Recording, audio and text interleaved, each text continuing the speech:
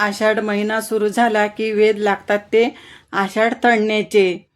तर अनेकदा आपण थंड झाल्यावर चिवट होतात, कडक होतात किंवा तेलात विरघळतात. पण आजच्या व्हिडिओमध्ये आपण अजिबात न बिघडणाऱ्या, तोंडात टाकताच विरघळणाऱ्या आणि भरपूर पदर सुटणाऱ्या कुसकुशीत कापण्या कशा बनायच्या ते अगदी योग्य प्रमाणात बघणार आहोत. चला तर आपण बनवूया. युट्यूब मंडळी, मी ताराबाई पवार, माय होम मध्ये तुमचं मनापासून स्वागत आहे.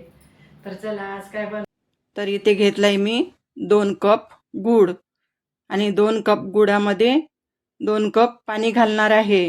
अर्धा कप थोडंसं जास्त घालून घ्यायचं. ही वेलची पूड घातली. आपल्याला पाक नाही बनवायचा आहे, थोडं गरम झालं की झालं. तर मी इथे घेणार आहे 4 वाट्या गव्हाचं पीठ. तर हे 4 वाट्या गव्हाचं पीठ घेतलंय आणि अर्ध्यापेक्षाही कमी घेतलंय थोडासा रवा.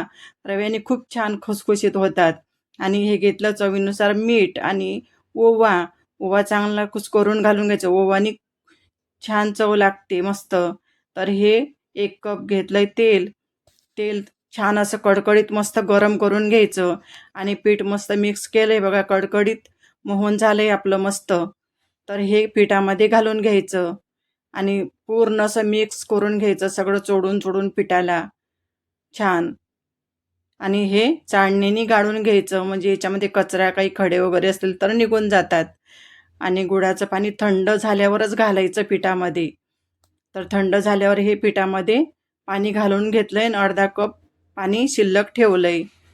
तर लागेल तर घालायचं, नाही तर मग राहून द्यायचं. तर लागलंच नाही ते पीठ तर चहा वगैरे आपण मस्त काळा चहा बनवून पिऊ शकतो त्या गुळाचं, मस्त चविष्ट. तर हे पीठ बघा मस्त ओढून घेतलंय आणि 5 मिनटं असं राहून द्यायचं पीठ हे. तर हे बघा छान मुरलंय पीठ मस्त. तर याचे आपण गोळे बनवून घेणार आहोत. तर हे 5 गोळे बनले छान मस्त. तर असं मस्त हे बघा लेयरच आहे, खूप असं घट्ट नाही मळायचं, चांगले लेयर सुटतात मग. तरी असंच राहून द्यायचं आणि असंच लाटायचं. आणि लाटताच खसखस घालायची मस्त. खसखशीने खूप चव छान लागते आणि दिसायला पण छान दिसतात कापण्या आपल्या. तर हे बघा असं लावत आणि लाटायचं, म्हणजे खसखस हे बघा जास्त बारीक पण नाही आणि जास्त पातळ पण नाही पोळी लाटायची. खसखस लाटून घेतली की छान दबून जाते ती खसखस. आता अशा कापण्या पाडून घ्यायच्या मस्त. आपल्याला पाहिजे तशा आकाराचे आपण पाडू शकतो. तर हे काजू कतरीच्या आकाराचे पाडून घेतले मी कापण्या. छान टेस्टी लागतात ह्या गव्हाच्या पिठाच्या कापण्या आणि पौष्टिक मस्त मुलांना खायला. सर्वांनाच पौष्टिक आहे हे कापण्या. गूळ आणि गव्हाचं पीठ पौष्टिकच असतं. तर अशा मध्यम आचेवर तळून घ्यायच्या. मोठी पण आच ठेवायची नाही जास्त आणि एकदम बारीक पण नाही ठेवायची, मध्यम आचेवर छान मस्त अशा कुरकुरीत तळून घ्यायच्या. थोड्या वेळानेच हलवायचे हे, एकदम टाकल्या नाही हलवायचे. तर हे बघा असं हलवून घ्यायचे. लाईक आणि सबस्क्राईब करायला विसरू नका.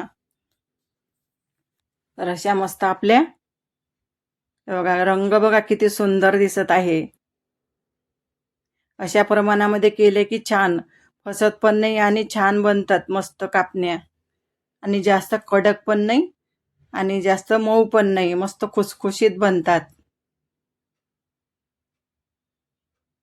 तर अशा चांगल्या तपकिरी कलरवर झाल्या की मग काढायच्या. तर हे बघा झाल्या आपल्या कापण्या तळून. तर आता सर्व कापण्या अशाच लाटून मी कापण्या तळून घेणार आहे. तर हे बघा किती रंग बघा किती छान आणि सुगंध तर एवढा दरवळतोय मस्त. तर हे बघा किती सुंदर दिसायला लागले. हे बघा कशी लेयर दिसत आहे कापणीमध्ये, किती छान दिसत आहे मस्त आणि टेस्टी. झाल्या आपल्या कापण्या तळून तयार. तर अशा झाल्या छान मस्त गव्हाच्या कापण्या, खूप मस्त खुसखुशीत आणि छान झाल्यात, कुरकुरीत मस्त.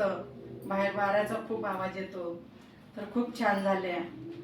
तर चला आजचा व्हिडिओ तुम्हाला आवडला असेल तर लाईक आणि सबस्क्राईब करायला विसरू नका.